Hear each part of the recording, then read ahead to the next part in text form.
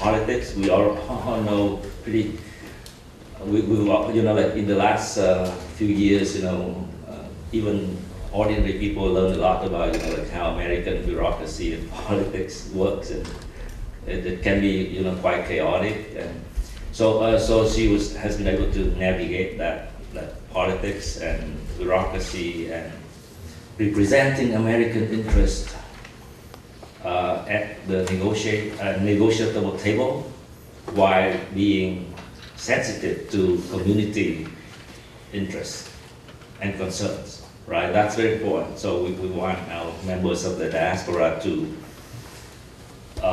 you know, we were American citizens, and we are proud being American citizens, and we are confident in representing American interests abroad, but we also, at the same time, we are sensitive to the concerns, the history of our community, of our families. I think that's a great lesson I learned from our keynote speech. Thank you. And now we open the second day with you know, now it's this very important topic of economics and defense cooperation or relations between the two countries, beginning with panel 5. Duyen.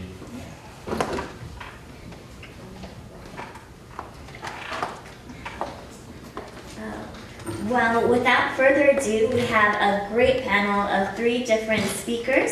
Nguyễn Thanh, and then we have Khang Vũ, and then we will follow that with Anh Bằng Jan. And these speakers all collectively allow us to see more of the contemporary, the historical to contemporary period of the geopolitical landscape.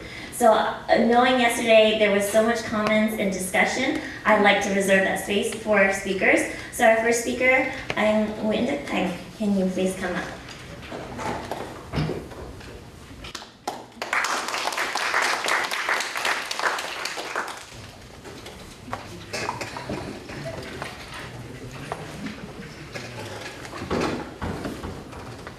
Hello. Yeah. Thank you, Duyen, for your introduction. And good morning, everybody. And I hope that you have a good sleep. And after a long day yesterday, very fruitful day. Yeah. And I feel the same thing as the Professor Duyen said. And it's my honor to be here today to present a paper on the economic relations between Vietnam and the US in the last 50 years. Yeah, so yeah, my thanks to Professor Duyen and Peter, yeah, for organizing this very meaningful and timely conference like this, and thank all of my colleagues and friends to be here. And so my topic today is about the economic relations between, from after the fall of Saigon, or the unification of Vietnam. And I'd like to thank Professor Duyen to suggest me to write this paper. And as an economist, actually I'm a macroeconomist in Vietnam and dealing with the macro issue and macroeconomic management of the country. Yeah, but for this study, I have an opportunity to go deeper into the specific evolution of the economic relation between Vietnam and US, and I learned a lot from this project, and it's become bigger and bigger as I study. And at this moment, I just only can develop some kind of crude draft of this. Yeah, but I believe that if I go further to this one with the support of you, of a colleague and friends, I think we can develop into like a book about this, because it's very interesting, many interesting, although things just happened in the last 50 years. And as a morning and as an economic representation, I will show a lot of data and chart and figure in colorful light. So I hope that it's not so boring for you, but it's like entertainment for you in the beginning of the day. Yeah, I hope so. Yeah. So we can see that, let me see, in the last 50 years, as yesterday, and actually I learned a lot from excellent talks and presentations yesterday from other speakers about the time just before the normalization, as we learned from yesterday, from education, from diplomatic development, or Việt Kiều or Vietnamese overseas during this time is important. And it's the first 20 years, that's the first stage, and the second stage, of course, is after the normalization and up to recently, when Trump came in the first term and start a new area, a very uncertain global condition, with the rise of the superpower competition. So all of that dynamics of the global context actually changed the Vietnamese situation specifically, and at the same time the relationship between Vietnam and the US. So I just a quick review from economic point of view in the first 20 years, and we all know that actually it's a difficult time for Vietnam, very difficult time for Vietnam, and at that time it's still the Cold War, and Vietnam after the war is very confident and proud because of the victory after the war, and they believe that their model of socialism just invisible, and that's why they expand that they just expand it with a highly confidence into the south. And many economists or many scholars at that time believe that something wrong, something will be a big wrong for that, and the disaster is coming. And it's true. And you see, and at the same time, because the relationship between in China and the US moving closer, and Vietnam have no choice but move very close to Soviet Russia, right? And then come to Cambodia. For all that, Vietnam just come to a economic crisis. In the mid of economic crisis and socio-economic crisis in the mid of 80s, and you can see that, and then the collapse of Soviet Union at the end of 1980s, and Vietnam at that time had no choice but to withdraw from Cambodia, normalize with China. And I think for me that it's important that Vietnam suddenly realize that now they only can realize on China, even no more Russia. So they look at the US, and as a balance, I think that although at that time, if you study the fact at that time, the Vietnamese leaders still very skeptical and hostile to the US. But I think for the realist reason, they need to move to the US. For as yesterday, I think a speaker have discussed about the diplomat at that time. Vietnam want to come to the US without any condition, something like that. So we see that's why we come to the normalization. So what I mean, my argument here is that although the US is open at that time because the Cold War ended, so it's easier for the US to go further with Vietnam. But from Vietnam side, Vietnamese really want to move to the normalization with the US, mainly for me is for the realist reason, in order to balance with China. Otherwise, after Chengdu meeting, I think Vietnam feel they very depend on China. Again, the same like in the case of Soviet before, and they don't want to repeat that lesson. And with the normalization, we go quickly. It really open to a new chapter for not only Vietnam, US relation in particular, but for the development of Vietnam in general. Because, as you know, US is very important politically, but in terms of economic, US is, at that time is really a trade and economic facilitator, global facilitator, because the US believed at the liberalism at that time, and it's a lucky time for not only Vietnam but also China too, right? During the time, many scholars discuss about that already, and they even now today they even criticize that US is too liberal at that time. So, but Vietnam actually is very lucky to get into that wave of liberalism led by the US after the Cold War. And I just quickly go to here. 2000, Vietnam get bilateral trade, BTA. After the normalization, you know, normalization actually doesn't mean very much. Doesn't mean very much without BTA, because the normalization diplomatically, but for economically, we need a frame for country to trade, for business to do business. So BTA is important. You can see, for example, the tariff fell significantly from that, and that's important. And one story, interesting story, that Vietnam at that time, the negotiator, the chief negotiator of Vietnam, feel very, still now, he still repeat in his memoir that he still feel that pity that why we didn't sign this earlier, 1 year earlier. But the story went like at that time China factor still there, because it's about to sign the BTA in, for example, in 1999.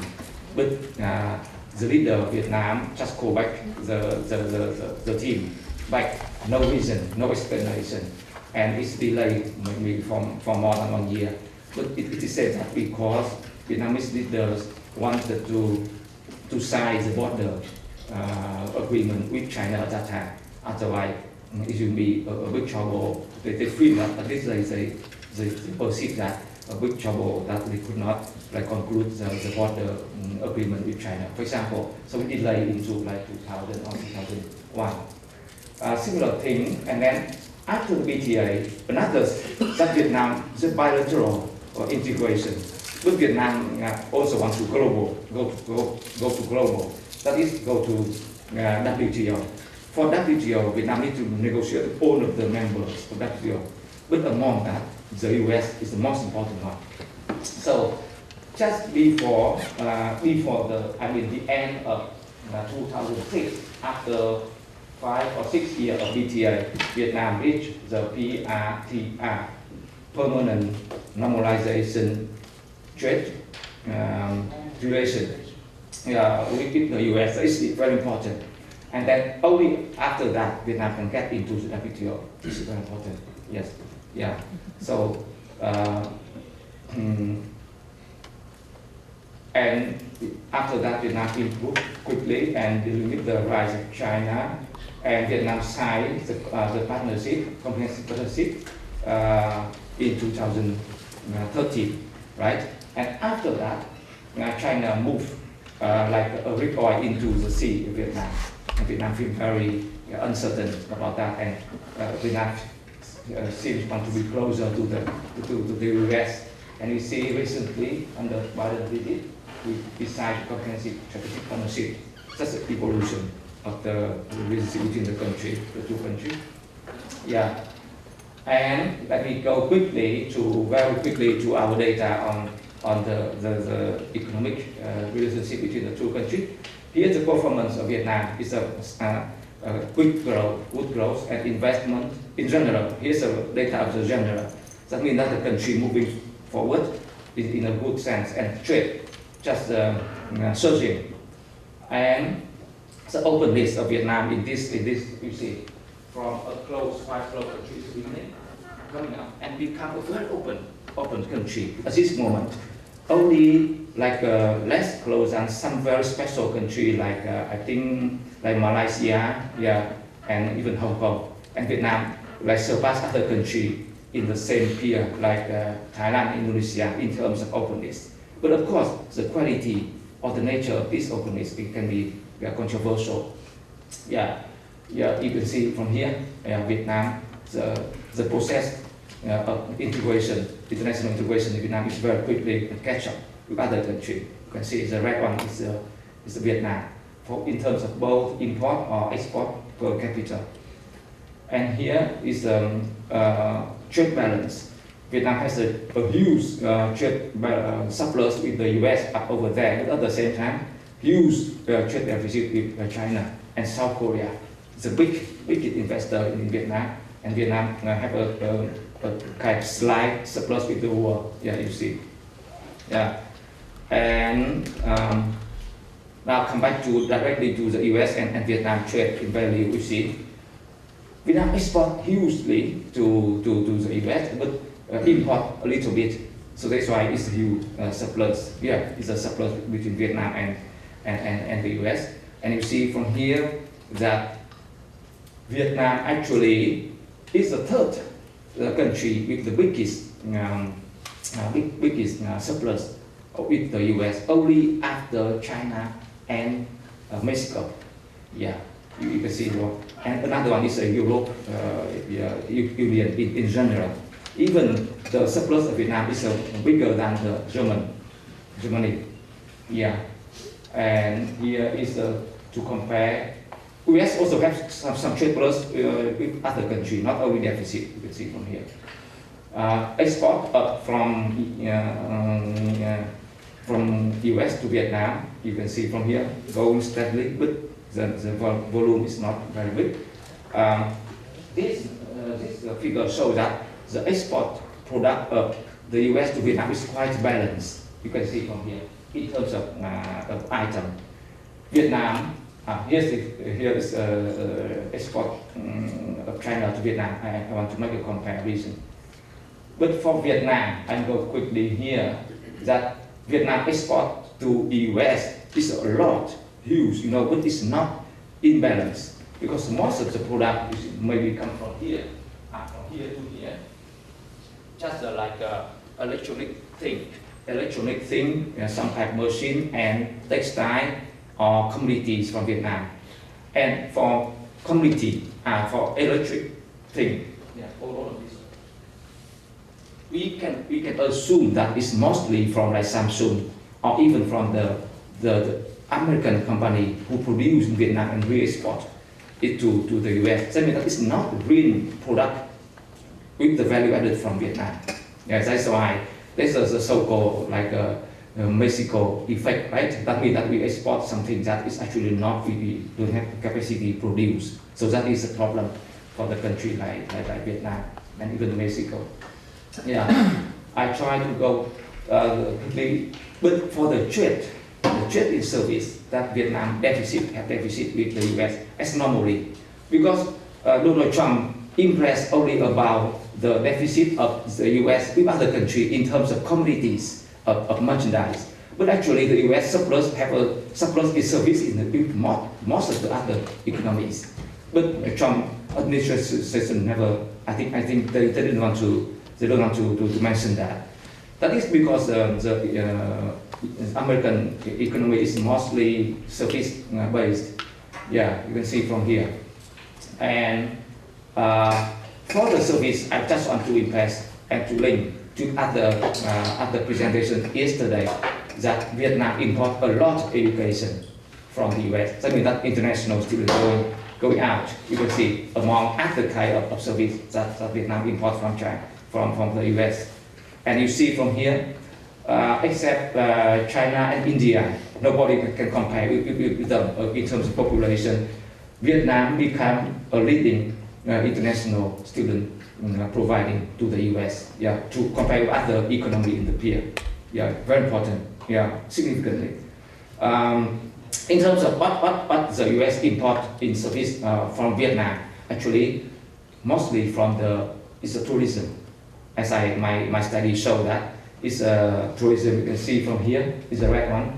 It is about the tourists from America. It's quite a lot, except from China and South Korea. There are a lot. I move out from this figure. Yeah.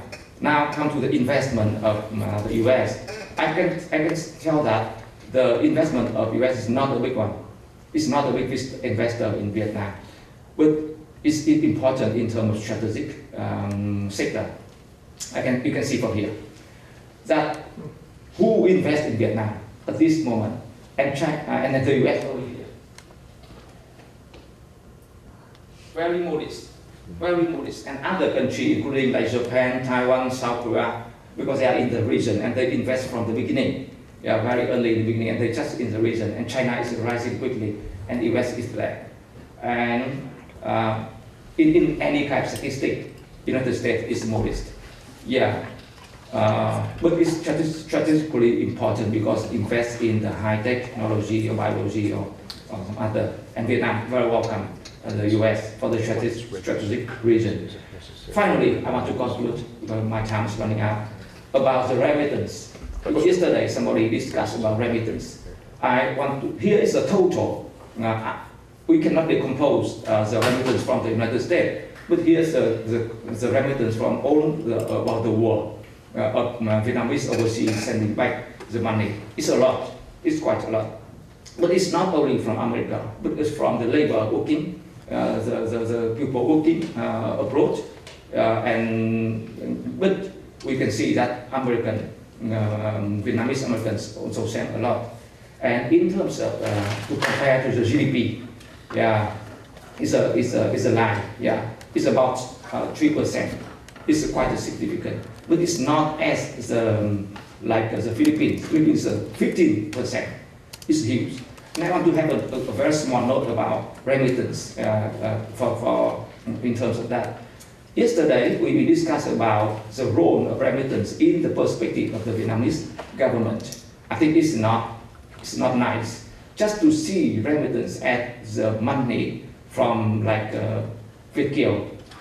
So somebody criticized that it's just look at the money issue. I agree. I totally agree, because we see that as a tool, only a tool, that Vietkill as a tool for development.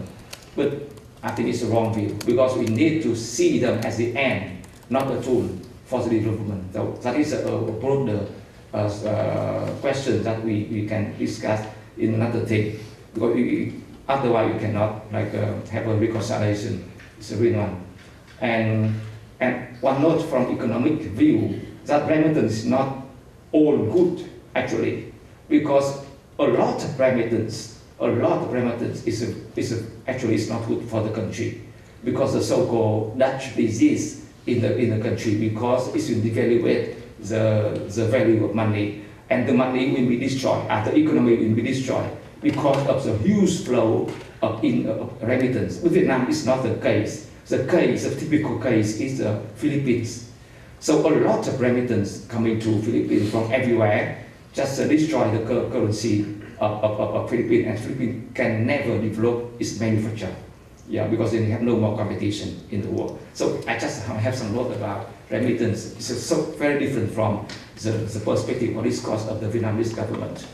Anyway, I want to conclude that with some of I don't think I need to conclude anymore, because you see the moving up of the economic relation between Vietnam and the US is a very fundamental. It's become from foe to friend, and very important friend, especially for Vietnam, whether Vietnamese government accept it or not.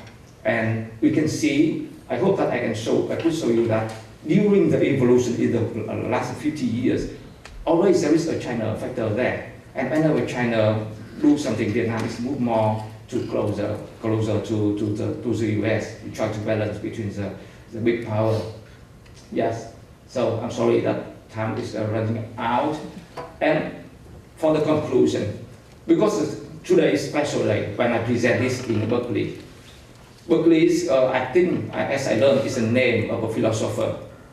Traveled to this area, and he's a very famous. I love him very much. He's an ideologist. But that is philosopher, of course, famous. And he tried to settle down here, but he failed, and he come back to the UK, and he write a lot of philosophical books. But he is also a great economist, actually. And the way of Berkeley doing economics is very specific. He just asks a question. And he has a book of Berkeley, George Berkeley. He asks 1,000 questions, 1,000 questions, just question for the whole book. And he never answer. But if anybody try to answer all of that question, you can build a full system of economics theory. That's the way Berkeley do economics. But people just remember him as a great philosopher. So I take the opportunity to follow him, to ask some questions as my conclusion for this paper in the Berkeley style.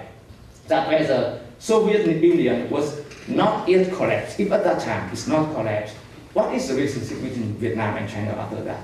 If the Cold War still continue, whether Vietnam like North Korea now, still now until now, what is the role of the Vietnamese American community in the normalization and after that? And how is different from the case of Cuba now? Even now, Cuba cannot have a normalization with the US. What happened? What different? And what's the role of China in the process and the progress? And whether Vietnam succeeds in managing the relation between the big country. And for kind of more political science and philosophical thing or historic thing, whether moving to the US side is a pulling toward the ideal for peace and prosperity from the Vietnamese side, or Vietnamese leaders, or just a push for the survival of the state. Yeah, for some realist reason. And how Vietnam can leverage, another question is that Vietnam leverage the US-China competition at this moment, and it can be long, it's last maybe longer in the future, and many other questions, but I think I could put that. Yeah, thank you so much. Yeah.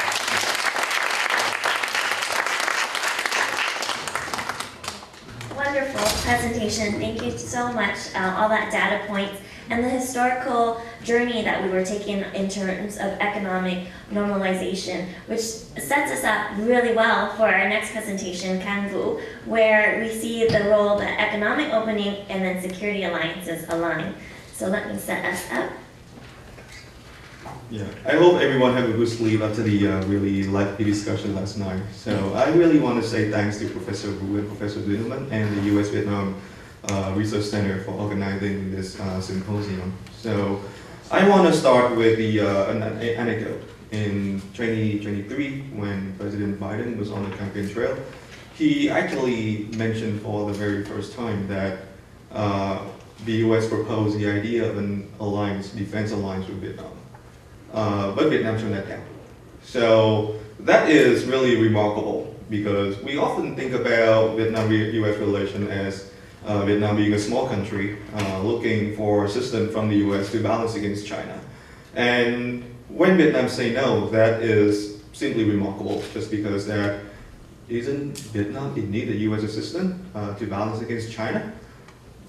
When Vietnam say so, then there must probably be other reasons for their doing so. So I think that really shapes how I try to define and shape the presentation.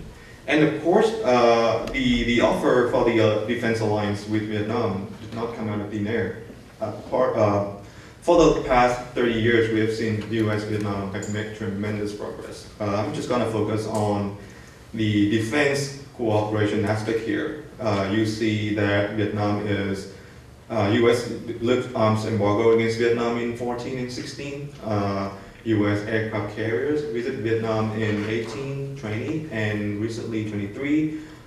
You also have that, I really like this quote from former Defense Secretary Mattis. He called US and Vietnam as like-minded partners. It's really remarkable. And you also hear a lot of talks about Vietnam wanting to buy US weapons, F-16, or even like US transport aircraft, and or even US warship for its maritime security. But of course, a like-minded partnership is not an alliance. So I think that there are also problems within the US-Vietnam partnership, especially the idea that there is some kind of suspicion about the US political intention vis-a-vis the Vietnamese Communist government. So I want to highlight one episode from last year. If you read Vietnamese media, you see that last year there was a lot of talk about Fulbright University in Vietnam being a hotbed for a color revolution. A lot of people talk about, hey, these kids, they go to Fulbright University in Vietnam, an American university in Vietnam, they don't fulfill their military training duty. They're just learning American stuff and they don't really respect how we don't really respect the Communist Party. And that was a huge thing in US-Vietnam relations at that time. Especially when you had the Trump administration. Trump was on the campaign trail, and if the news of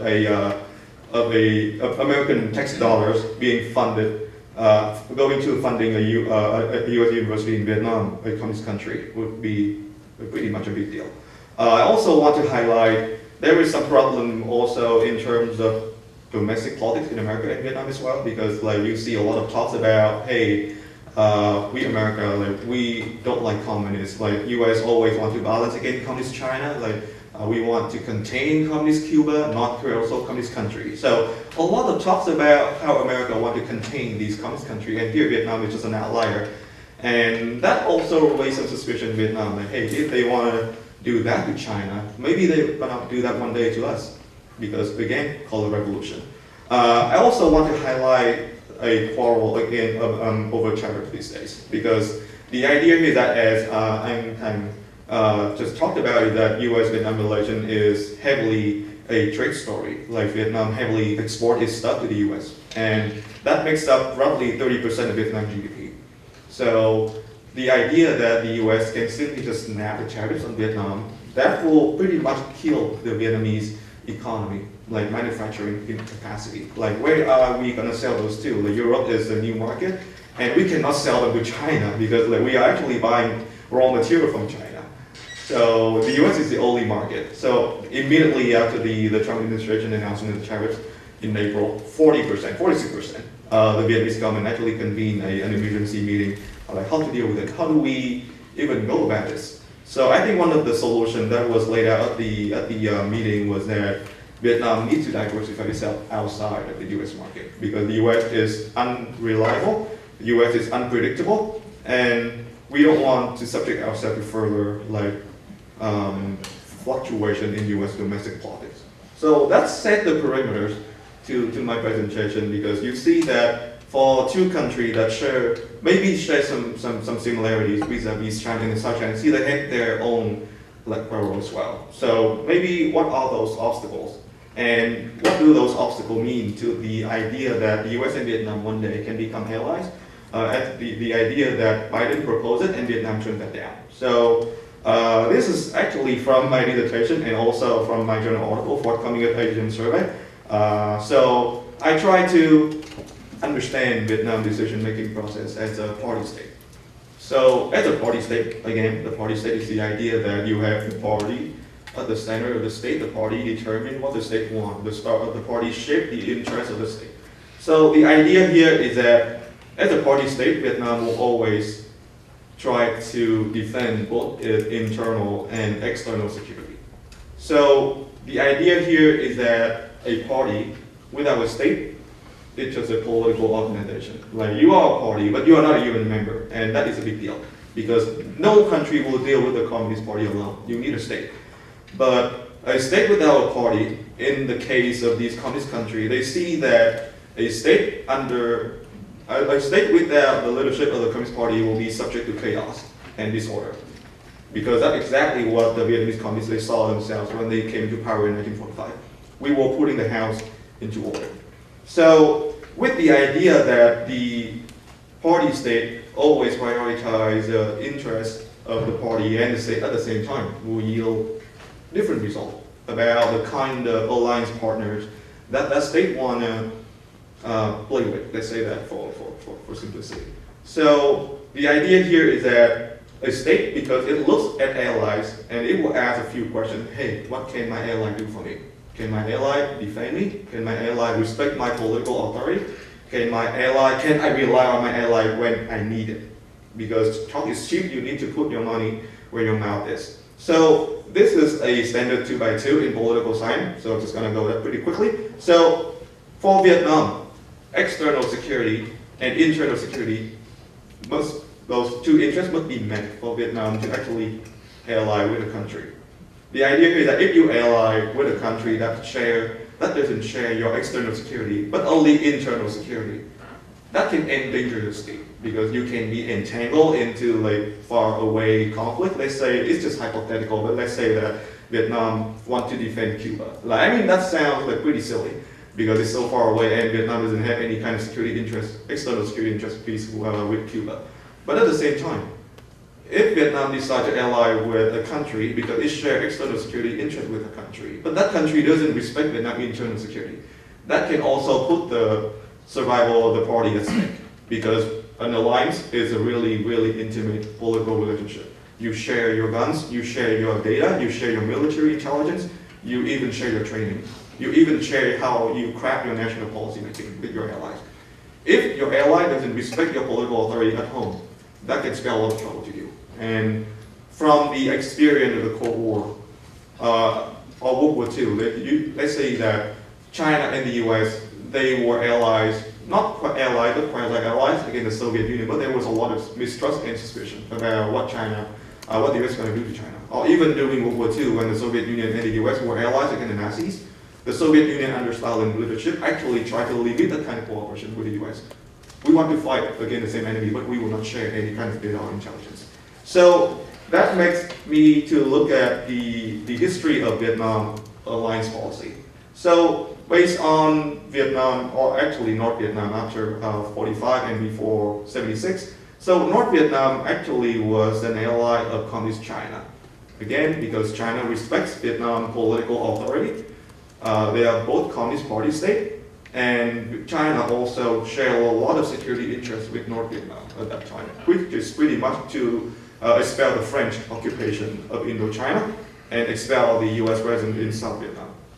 For North Vietnam, the Soviet Union, 65 and 75, the same idea. The Soviet Union saw Vietnam as an outpost of socialism in Southeast Asia, and the Soviet Union also want North Vietnam to fall on this side of the Sino-Soviet split. For North Vietnam and North Korea, this is a really peculiar, interesting alliance relationship too. We don't think that is possible, but North Korea and North Vietnam, they actually share a lot of security interests and ideology. Ideology which is pretty obvious, but for internal security, like you can say like North Korea and North Vietnam so far away, like why does North Korea care? The idea here is that North Korea, they also want to test their military. They want to have the US military pinned down in Indochina for as long as it can, so that the US military will be distracted from the Korean Peninsula. This is the same idea that Park Chung-hee, when he was sending troops to South Vietnam, the same idea that we want to send troops to South Vietnam to make sure that the US can stay in the Korean Peninsula to defend against North Korean aggression. Vietnam and Laos, also a really, really interesting partnership, because Vietnam and Laos was not actually a party state before 1975, because they were there was a civil war between the Pathet Laos and the royal government. So after the formation of Laos in 1976, and Vietnam and Laos decided to ink an alliance at that time. Laos shared an alliance with Vietnam because first, Vietnam and Laos both oppose Thailand. They want to oppose China, and importantly that Vietnam saw Laos as really important to its project of subjugating Indochina under communist rule, especially the Khmer Rouge provocation against the southwestern border.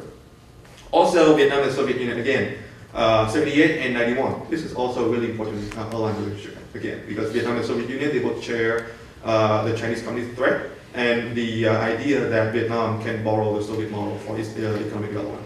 Okay, so now we have gone through a list of Vietnam past alliances and also the logic behind the alliances. Let's apply that to the Vietnam-US case.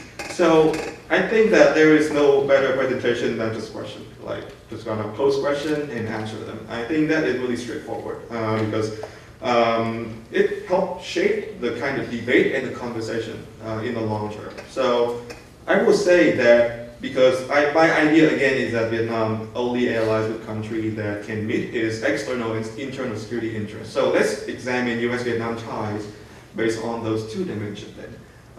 So my first question is, can the US reliably defend Vietnam against the Chinese invasion or long-term occupation of Vietnamese territory? That is a lesson that Vietnam actually learned from its alliance with the Soviet Union in the Third Indochina War. The Soviet Union stationed 44 divisions along the Sino-Soviet border. Brezhnev made it pretty clear that if you overthrow Hanoi, we would come to Hanoi defend and we will invade you. That was such a credible threat that Deng Xiaoping, before he actually launched the invasion against Vietnam, he actually went on a tour around the US, just like Taylor Swift, saying to the US policymaker that, hey, we will attack Vietnam, but it will be a really short and swift invasion. 3 weeks, until we can defeat and we can occupy all their border provinces, and we will withdraw. That is the kind of assurance that Deng Xiaoping wanted to convey to the Soviet Union and told the Soviet Union that, hey, we will do that, but we will not invade Vietnam or overthrow Hanoi, just to teach them a lesson, sweet and short lesson. And he actually fulfilled the promise. He invaded Vietnam for 3 weeks, trying to occupy all 6 border provinces. And when he occupied Lạng Sơn in March of '79, he actually told Hanoi that the gate to Hanoi is open. If we want to push forward and occupy you, we can do it. But they decided to withdraw, to fulfill their commitment with the Soviet Union so that they can avoid a Soviet punishment. So now when you put that kind of Soviet support in the context of the US-Vietnam relation, I don't think that the US can offer Vietnam as much as the Soviet Union can offer Vietnam.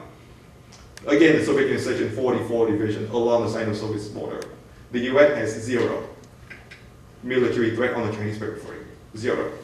Also that when you talk about the long-term occupation of Vietnamese territory, the Soviet Union even could not really sure in the long term can do that, because you know that throughout the 1980s, the Soviet Union pretty much saved Vietnam by channeling like $2 billion every year. And that really bankrolled the Vietnamese military arms race against China. I don't think the US can actually pour that much money into Vietnam. Just look at the trade chart these days. My next question is, can the US supply Vietnam enough arms to defend itself? This is also a really sensitive question, because we know so far that even though the trade embargo, the lethal arms embargo was lifted in 14 and 16, Vietnam has not made any substantial purchases from the US. Maybe there are other problems with domestic politics, maybe other problems with just negotiation in general, but I think one of the big problems with that is the difference in the platform of US and Soviet arms. Vietnamese army still depend a lot on Soviet platforms, Soviet arms, and just to buy US arms, and then hope that you can run those two together in the joint operation. Just like, I mean, like how uncomfortable I am when I had to switch from iPhone and Android. I mean, projecting that to the scale of the Soviet and US arms supply to Vietnam is a huge problem. Imagine that you depend on the country for their military arms supply for like 60, 70 years, and now just switch like that to the US is just unthinkable. So I would say that maybe arms, but not to the high level, like the big ticket items that can change the balance in any way.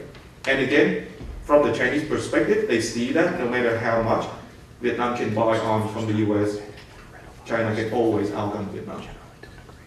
So probably one thing that I don't see a lot of people talk about is the idea that maritime security in the context of US, Vietnam, and China is that one Chinese shipyard can outproduce the entire shipbuilding capacity of the entire United States.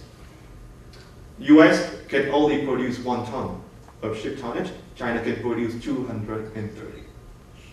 Arms racing with China is foolish from the Vietnamese perspective. There is no way the US can arms race with China in the Indo-Pacific. Maybe not within the first island chain. So that is really important to the Vietnamese policymaker, because they saw that neither we can depend on the US for their commitment, because again, the Soviet Union broke out their commitment to us and they could not do anything when the Chinese, they occupied Vietnam's 6th border province. And second, the US arms either not compatible with Vietnamese weapons platform, and even if Vietnam can buy as many arms as it can, or even the US give them for free, China can always outgun Vietnam. Again, the story of the Korean War and the Indo-China War, the Second Indo-China War, is that you have a Chinese army that was really undersupplied, really obsolete weapon. They could fight the US to a standstill in Korea and defeat the US in Vietnam. So imagine 70 years later, after full modernization under Deng Xiaoping, I don't see the military balance shifting in US favor soon, especially when the RAND Corporation, they published a report a few years ago showing that China's ability to project power has increasing substantially since the 1990s. So let's say the last question on this slide, can US help Vietnam economy to overcome Chinese blockade and sanctions? Again, that alludes to my point about US commitment to Vietnam security. The Soviet Union put in $2 billion like a year to bankroll Vietnam military. And after 10 years, even the Soviet were bled dry by the Chinese. Can you think that in the US can actually save Vietnam by giving it like billion and billion dollars every year, decades by decades? I mean, a lot of people in this room, you are familiar with how the US, they started to cut funding to the South government and just decided that, hey, you are too politically costly, we just withdraw. And Vietnam don't want that to happen. So next is the internal security dimension.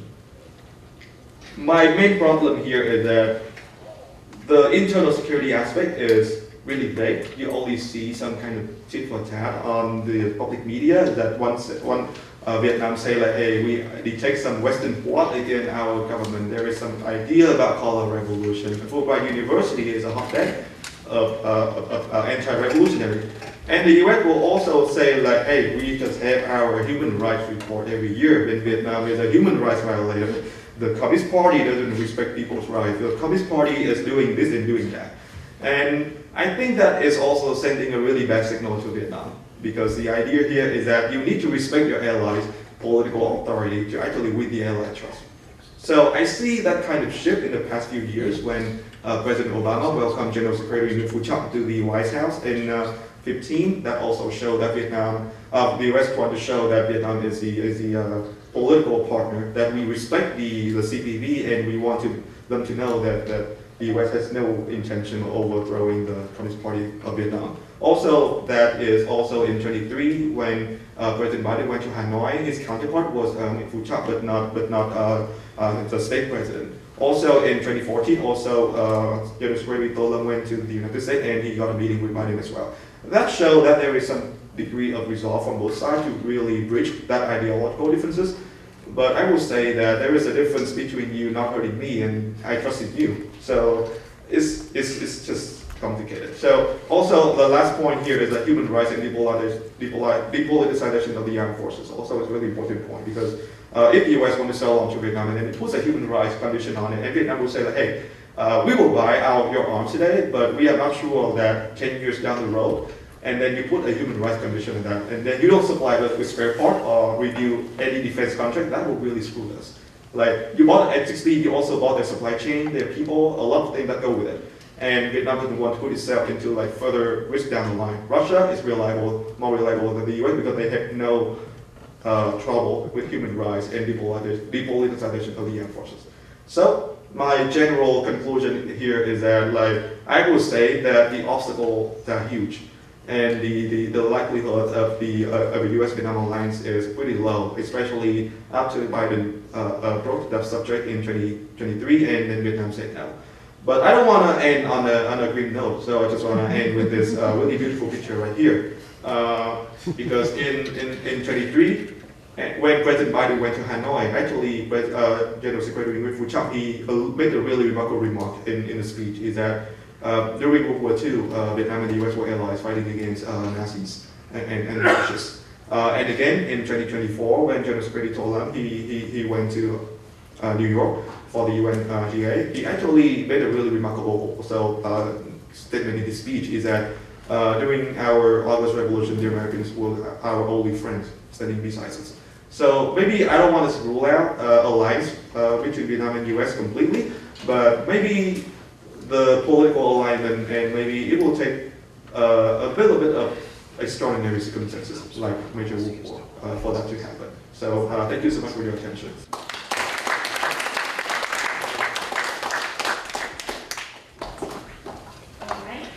We were introduced to a framework and more questions from Khang Vu's presentation, but they were answered, so we'll see whether or not you agree with those answers. Next, we'll go even deeper into the defense relationship through Bang Jen's presentation.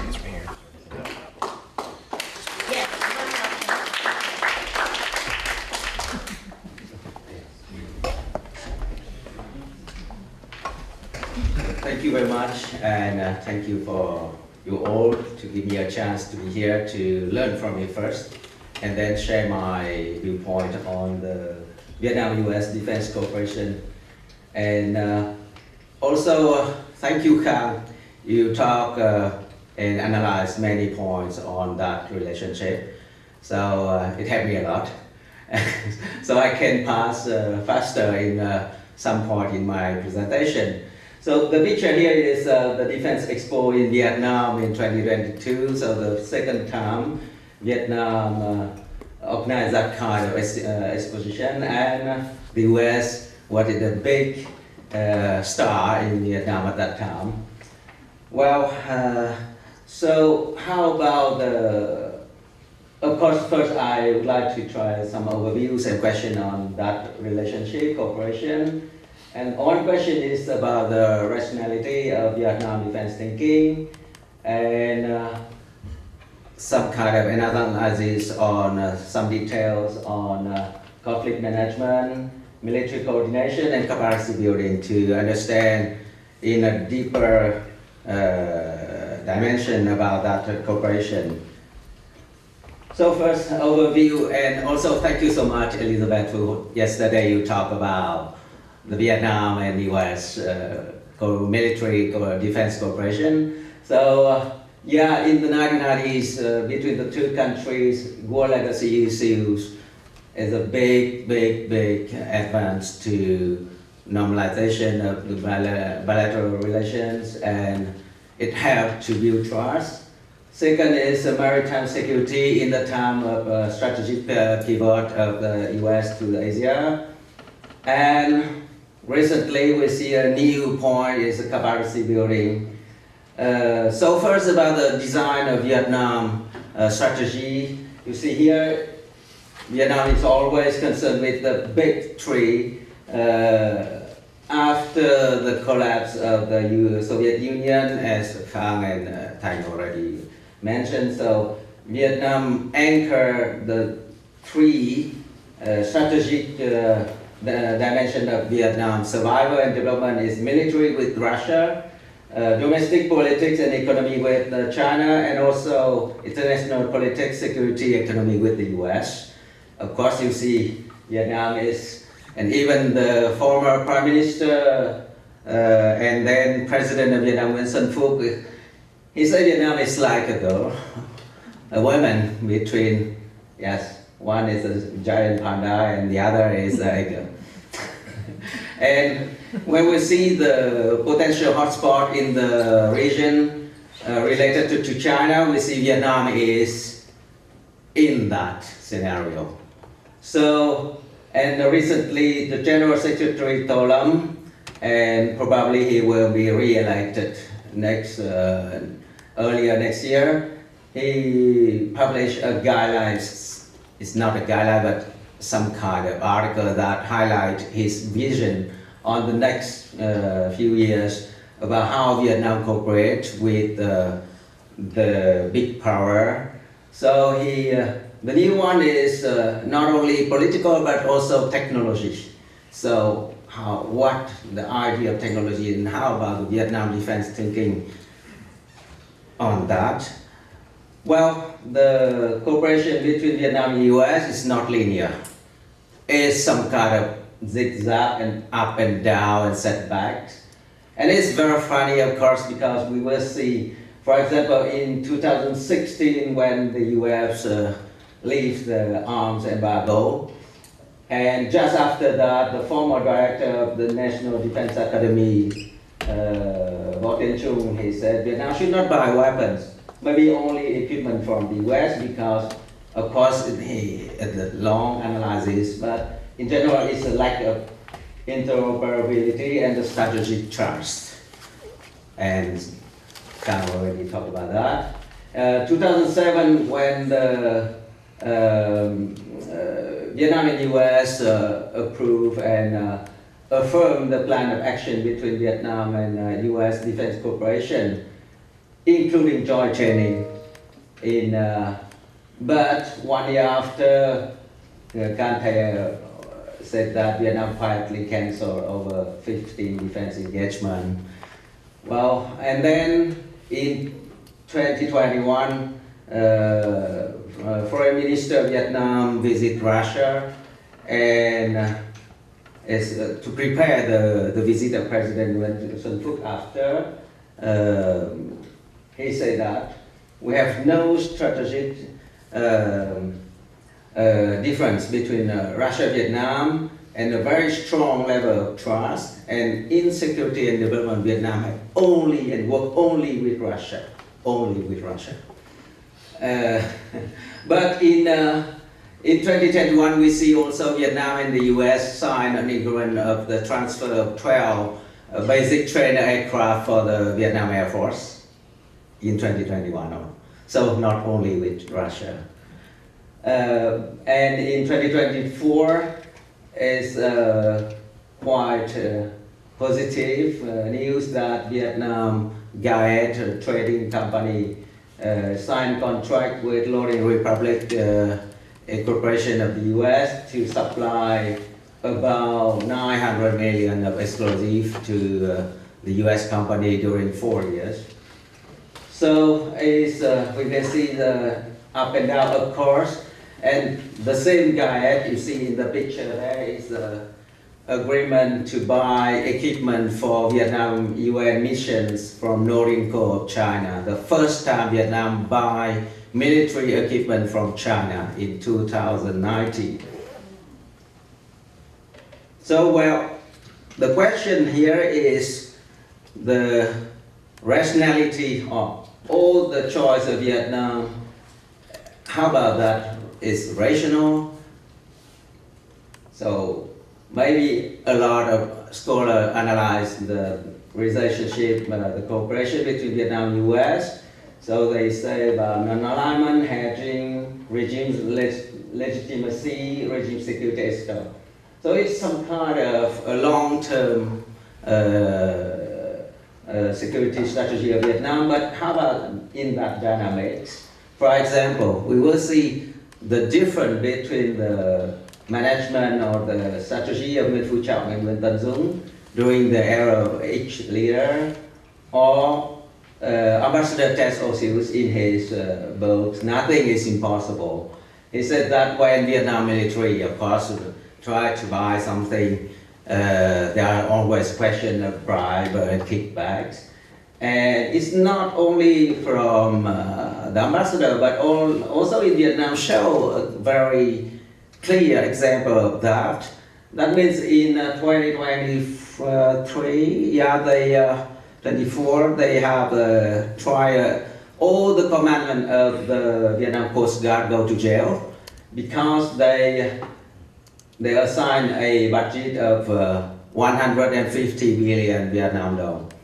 And in the trial they say that they take back 50 billion. So the famous phrase that in Vietnam 30%, we can see very clear in that problem, 30%. So, we will see in some kind of rationality when we talk about the Vietnam strategy, etc. In the theory, always we see Vietnam behavior as an individual and actor in the international level, so undividable.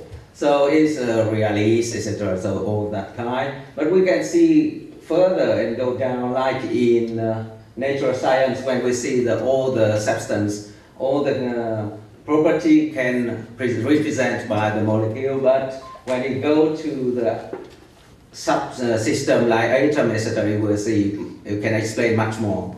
So in the same way, my approach is to see how the domestic politics and how they manage in area like conflict management, military cooperation, and capacity building to answer that dynamic. So before going to that, we need to look back how the Vietnamese defense community, they build their way of thinking, the impact on the way of choice, the way of policy. Nguyen Chi Vinh, I think you met him.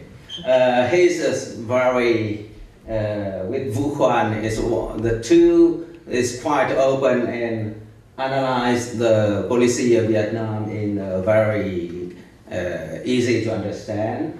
So Yeah, Vietnam is, to some extent, Vietnam is a young country. If we see they don't have much experience in development of society, etc.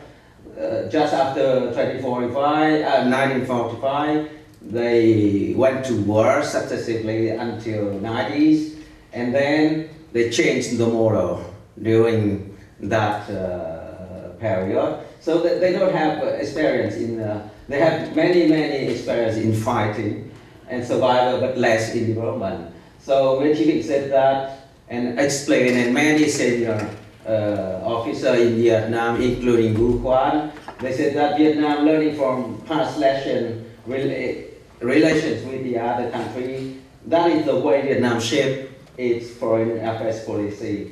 So what are the lessons? So to me is they have at least three fundamental lessons. The first one is from independence by war to independence by peace. Because Lê Đức Anh explained in his memoir that before the Đổi Mới, on the eve of Đổi Mới, the political and military leaders in Vietnam, they realized that they need to win. But to win with a very simple and very low technology.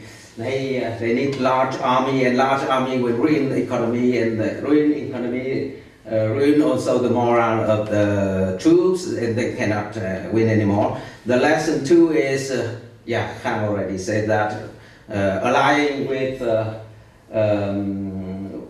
another power without any capacity, it won't be a bargain cheap one day.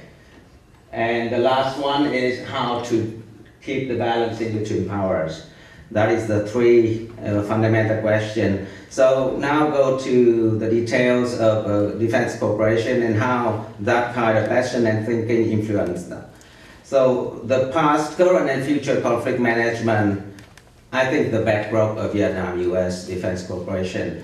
On the Vietnam War legacy, I will pass very fast because many talked already.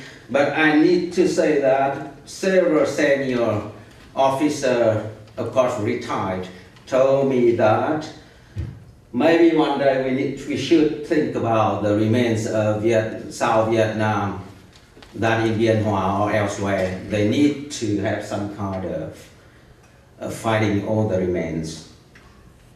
Not only the US and the North Vietnam remains. And the second, Khang already talked about that, so I just analyze a little bit with Nguyen Chi Vinh explain how they explain the cooperation with the US can have for domestic security and regime security. In fact, for the military community in Vietnam, the strategic risk for them is foreign countries' threats. Of course, it's very traditional. The second is domestic instability and non-traditional threats. So the first two, for him, cooperation with the US and other countries, other powers, helps a lot because the cooperation have neutralizing at least two risks. The defense diplomacy can reduce the clout and the aggressive intention against Vietnam. And if they support Vietnam, that means they cannot support the ideas to reverse the regime. So that is the objective and the thinking of Vietnam defense community in the cooperation with US and other powers. So South China Sea, of course, maritime security is a big question of Vietnam. Because, there's a lot of things to talk about that, day and days. But for China, Vietnam, perception on China is that a short and very short war is not impossible. Because China, they can do so. And they, for example, for the deadlock or something of talk or to gain some advantage, China can do so. And Vietnam, they need peace and cannot accept war. Exactly. Opposite to their founding fathers that used war like a step to independence. But now Vietnam, their perception is like Lady Gang already say, and that's the first lesson use that. They cannot wage a war. But Vietnam cannot, Vietnam can choose their way, but they cannot impose their viewpoint on great power. For example, Wu Shikun, the president of the South China Sea Institute in Hainan, he says that Vietnam is some kind of troublemaker of the US and Japan. And without Vietnam, the US and Japan can only navigate north and south, west and east in the South China Sea for nothing. But to Kurt Campbell, he said in 2021 that Vietnam is a swing state, and the cooperation in Vietnam is strategic not only in military but also in trade and in technology. So that echo what Elizabeth Fu yesterday already highlighted. So another question on the way Vietnam managed the South China Sea is, in general, is consistent, but in what we see about the domestic politics, we see the different style. So we can see the most different is between the Prime Minister Nguyen during the 2007 and 2016, and then with Phu Chau in later. So if we can say very brief that Nguyen Phu Chau preferred closed door engagement and framework of working with partner and avoid public opposition, and he highlighted indigenous defense industry and military infrastructure enhancement. So, well, Nguyen Tân Dung is another style. Maybe Thanh can correct me if I'm wrong. That he used public confrontation, for example, during the Hayang Shiyu 981 in 2014. But in the community, defense community, they said that, and they published, that is a deception, and Vietnam were trapped at that time.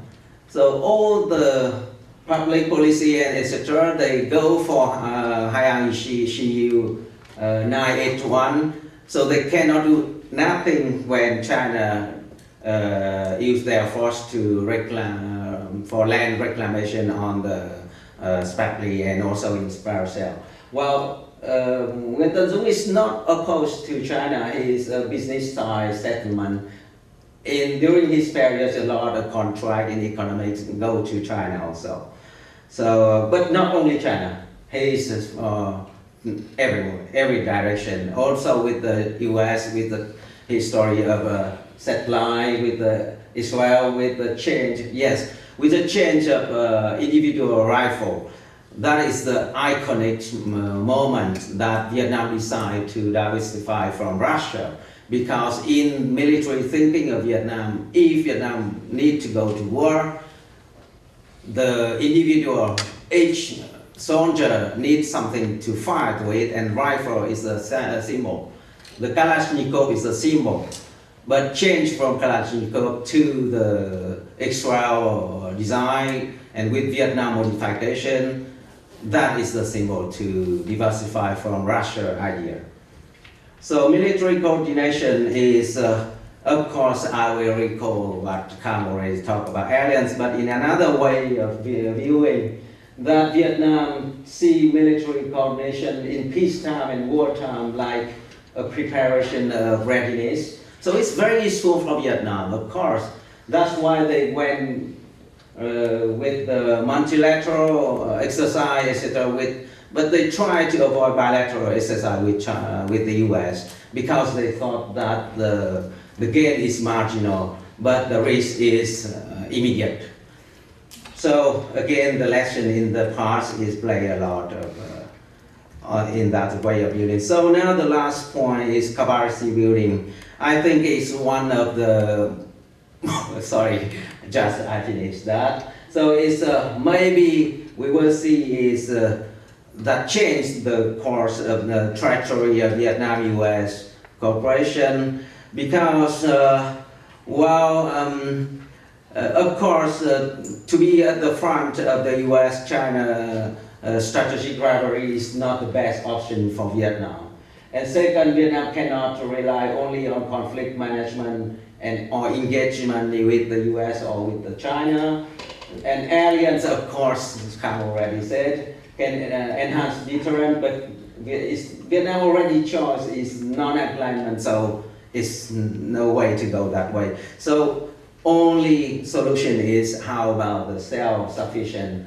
So Vietnam needs to build up its own indigenous defense industry. So it is a question of anticipation of threats, of doctrine, and also political and industrial vision. That is the new point of Vietnam. And as no country have enough resources now to build their own, except maybe one, but not a good example is North Korea. Vietnam cannot do like North Korea to build its own indigenous defense industry. So Vietnam needs to cooperate with international, and in economics view, Vietnam needs to choose market. So where they can buy and where they can sell products. So, well, it's some kind of back to the style of leadership. Now the question is on Tho Lam, because the iconic like Lady Anh is over. The second is Nguyen Tân Dung, who prefer big tickets, is over, but he maybe come back with Tho Lam. Nguyễn Phú Trọng is over. But the legacy of Nguyễn Phú Trọng is still there, it's not vanished. So if we see, I call that stressful moment in the relationship and with the US and also for the Vietnam defense thinking, because if we see the đổi mới as the question of compatibility. So before Vietnam builds Vietnam system like compatible with the one and sole partner is the Soviet Union. And now in economy they go from dialogue to standard and norms and then joint practice. In administration they go to standard and norms, or not everywhere but quite a lot. But in defense they still stuck somewhere, or a little bit lazy when we say in the speed, lower speed. So now is the time for a threshold, but it's not a thin line. Or they go to diversify a partnership, or they go back to the notion that they relies only on Russia. So, and where are the risks? So the interest group who has their own habit to work with Russia with all their carrier and all their interest, and now how they move to work with international, because they realize that US is their visa to work with the world. Without US they cannot work efficiently with all the Western countries. So they know that, and how to manage that and to evaluate all the risks. So that is a danger zone. Well, Vietnam, Tho Lam is talked about at Columbia University. I don't talk other, but for me, he puts the objective is so high. So if they want to realize that, they need to choose his market. And Vietnam now is moved from political center to much wider scope in the cooperation with the US and the West. So, well, the conclusion is that in the big picture, we will see Vietnam behavior is quite rational. But in the microscopic view, we will see the domestic politics play a lot in the choice of military and strategic direction of Vietnam. And I myself, I think the relationship with the US is a key for that threshold moment of Vietnam. Thank you very much.